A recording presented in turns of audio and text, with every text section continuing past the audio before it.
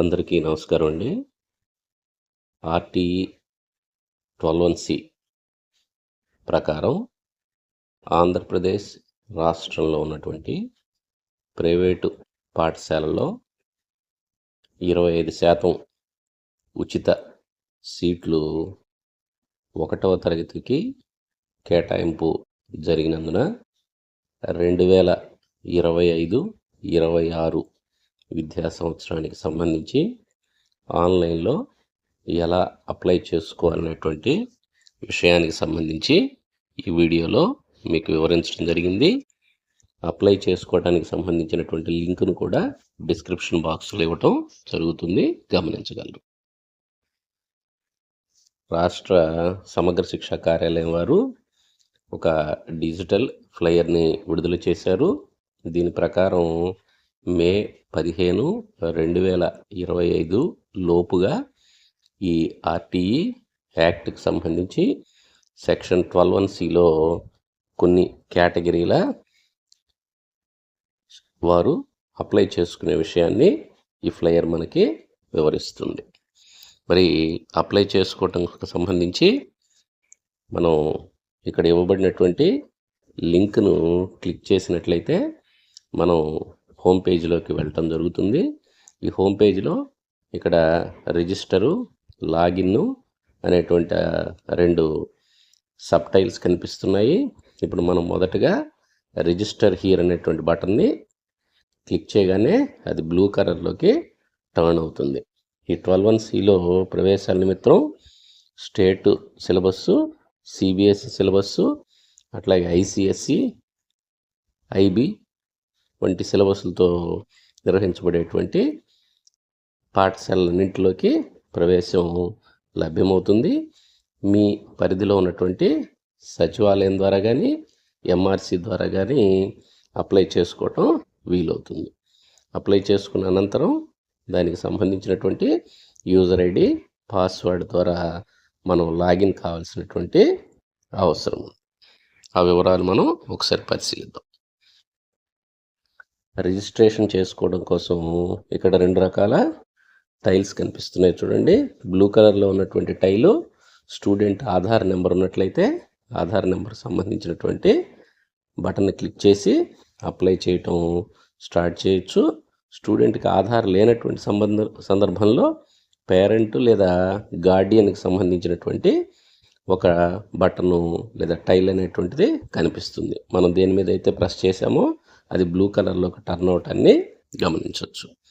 అనంతరం ఆధార్ నెంబర్ను ఎంటర్ చేయాల్సి ఉంటుంది. స్టూడెంట్ది కానీ పేరెంట్ది కానీ ఎవరిదైతే మనం ఇచ్చున్నామో గో అనే బటన్ పైన క్లిక్ చేయగానే మనకి కొత్త విండో ఓపెన్ అవటాన్ని చూడొచ్చు.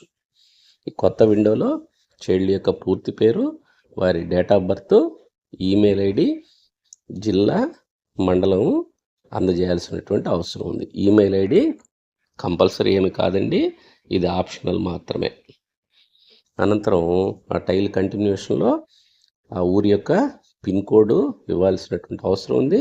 మొబైల్ నెంబర్ కూడా ఇవ్వాలి. మొబైల్ నెంబర్కు యూజర్ ఐడి, పాస్వర్డ్ అందజేయబడుతుంది ప్రభుత్వం వారిచే.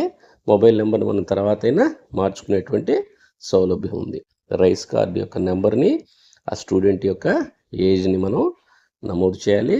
బాయ్, గర్ల్ అనేటువంటిది జెండర్లో నమోదు చేయాలి. రిలీజియన్ కూడా ఆప్షన్ కూడా ఫిల్ చేయాల్సినటువంటి అవసరం ఉంది. ఇక్కడ ఇవన్నీ మ్యాండేటరీ ఫీల్డ్స్ అండి, వాటిపైన రెడ్ కలర్ గుర్తు కనిపిస్తుంది. అనంతరం క్యాస్ట్ను కూడా అక్కడ పొందుపరచాల్సినటువంటి అవసరం ఉంది. అట్లాగే చైల్డ్ హ్యావింగ్ పేరెంట్, గార్డియన్, ఇక్కడ వారి యొక్క వివరాలను అందజేయాలి. అనంతరం మీరు గమనించినట్లయితే ఆ పాప లేదా బాబుకు సంబంధించినటువంటి ఎల్డర్ 1 ఉన్నారా లేదనే విషయాన్ని ఇవ్వాలి. డిసడ్వాంటేజ్డ్ గ్రూప్ అయితే డిసడ్వాంటేజ్ గ్రూప్లో ఉన్నటువంటి ఆప్షన్ను, సరైన ఆప్షన్ను సెలెక్ట్ చేసుకోవాలి. అట్లాగే residential address of the child, ఎలా అడ్రస్ ఏముందో అందజేయాల్సి ఉంటుంది. అలా కానిటువంటి సందర్భంలో అడ్రస్ ప్రూఫ్ కోసం కొన్ని డాక్యుమెంట్స్ను ఇవ్వాల్సి ఉంటుంది. అక్కడ చూజ్ ఫైల్ అనేటువంటిది కనిపిస్తుంది. దాని కింద మనం క్లిక్ చేసినట్లయితే ఏ డాక్యుమెంట్స్ అడ్రస్ ప్రూఫ్ కోసం ఇవ్వాలో కనిపిస్తుంది. Voter identity card, electricity bill, telephone bill, water bill, house tax receipt, driving licence, copy of house rent agreement, house hold card, దాన్ని రేషన్ కార్డు అంటున్నారు, అట్లాగే ఉపాధి హామీ పదానికి సంబంధించినటువంటి జాబ్ కార్డు మరియు ఇతర వివరాలు పొందుపరచుకున్నటువంటి కాంపిటెంట్ ఆధారిచే ఇవ్వబడినటువంటి అడ్రస్ ప్రూఫ్ను అప్లోడ్ చేయాలి పీడిఎఫ్ రూపంలో. అనంతరం స్టూడెంట్ యొక్క ఏజ్కి సంబంధించినటువంటి ప్రూఫ్ని ఆన్లైన్లో మనం మీ సేవ ద్వారా పొందినటువంటి డేట్ ఆఫ్ బర్త్ సర్టిఫికేట్ని కూడా అప్లోడ్ చేయాల్సి ఉంటుంది. ఇది పీడిఎఫ్ రూపంలో ఉండాలి. అన్ని వివరాలను పొందుపరిచిన తర్వాత ఒక ఐ హియర్ బై డిక్లేర్ అనేటువంటి ఒక డిక్లరేషన్ ఇవ్వాలి. ఆ బాక్స్లో మనం కర్సర్తో క్లిక్ చేసినట్లయితే బ్లూ కలర్ టిక్ పడుతుంది. అనంతరం ఫైనల్గా రిజిస్టర్ అనే ఆప్షన్ను క్లిక్ చేయాలి. రిజిస్టర్ అనే ఆప్షన్ క్లిక్ చేయగానే మన మొబైల్కు మెసేజ్ రూపంలో యూజర్ నేమ్ కానీ లేదా అప్లికేషన్ ఐడి కానీ వస్తుంది. దాంతోపాటు పాస్వర్డ్ కూడా అందజేయబడుతుంది.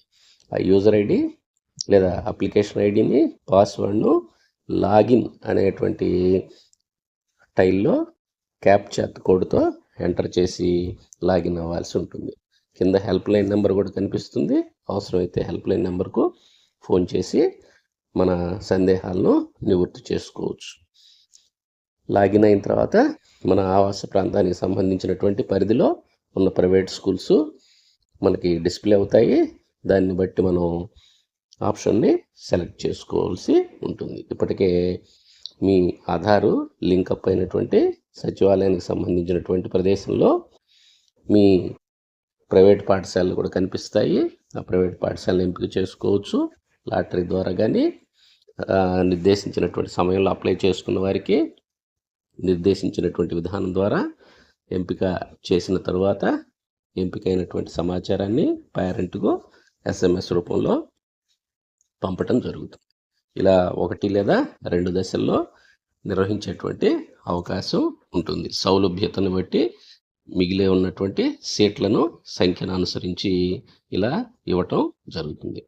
కాబట్టి ఈ విషయాలన్నింటినీ గమనించి అర్హులైనటువంటి వారు మే 15, 2025 లోపుగా అప్లై చేసుకునే విధంగా తెలియపరుస్తారని, తద్వారా మరికొంతమందికి ఈ సమాచారం చేరవేయబడుతుందని తెలియజేస్తున్నాం. Thank you. 1 and all.